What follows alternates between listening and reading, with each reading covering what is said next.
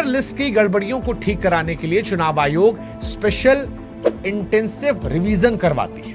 अब इसको लेकर भी इस बार बवाल मचा पड़ा है। बिहार चुनाव जो है वो इसी में है और इसी के सहारे बीजेपी जीतना आती है। इसमें पुरानी लिस्ट की बजाय नई लिस्ट बनाई जाती है, लेकिन बिहार में इस पर विवाद है।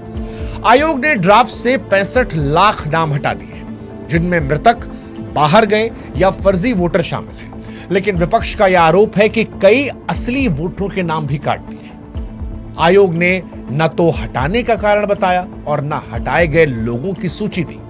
आयोग का यह कहना है कि नियम उसे ऐसा करने के लिए मजबूर नहीं करते। अब सवाल यह है कि गड़बड़ी क्या है। योगेंद्र यादव ने सुप्रीम कोर्ट में 2 लोगों को पेश किया जिन्हें लिस्ट में मृतक दिखाया गया था, जबकि वो जिंदा थे। एक घर में 270 वोटर मिले, जैसा कि महादेवपुरा में भी हुआ था। करीब 3 लाख लोगों का पता हाउस नंबर 0 या 00 लिखा था। मिंता देवी की उम्र 124 साल दिखाई गई थी, जबकि उनकी जन्मतिथि 1990 है, जो 1900 दिखा दी गई थी। कुछ वोटरों के नाम या पिता के नाम खाली थे और एक परिवार का नाम सिर्फ डॉट था। अब चुनाव आयोग से जब इस पर सवाल पूछा गया तो उनका यह कहना था कि लोग फॉर्म में पूरा पता नहीं भरते और सिस्टम जो है वो ऑटोमेटिकली 0 दर्ज कर लेता है।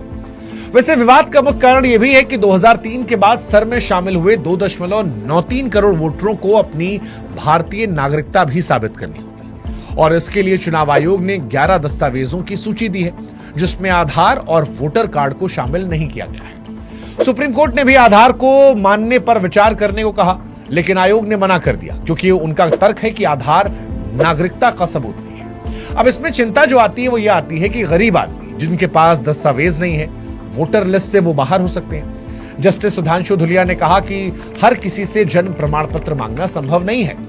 इंडियन एक्सप्रेस अखबार ने इसको लेकर लिखा कि सर जरूरी है, लेकिन जल्दबाजी में लागू करना गलत है।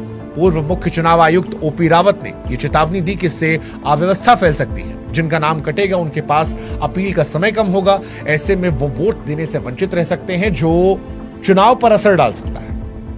हालांकि विवाद पहली बार नहीं है।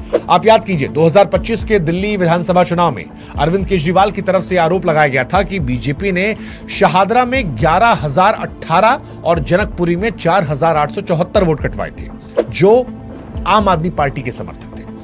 2024 में नितिन गडकरी ने भी दावा किया था कि नागपुर में 3.5 लाख समर्थकों के वोट काटे गए थे। हालांकि चाहे अरविंद केजरीवाल के आरोप हो या नितिन गडकरी के आरोप, ये कभी साबित नहीं हो पाए।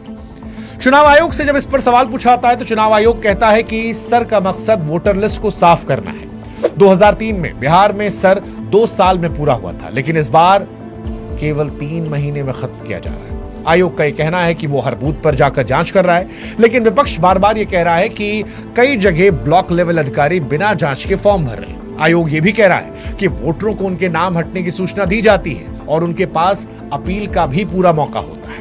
अब सवाल यह है कि ये तो दावे हैं, तथ्य क्या कहते हैं। देखिए, कुछ गड़बड़ियां तो तकनीकी हैं, जैसे गलत जन्मतिथि या अधूरे पते, लेकिन इतनी बड़ी संख्या में नाम हटाना और बिना कारण बताए सूची ना देना, ये भाई साहब जरूर सवाल खड़े करता है।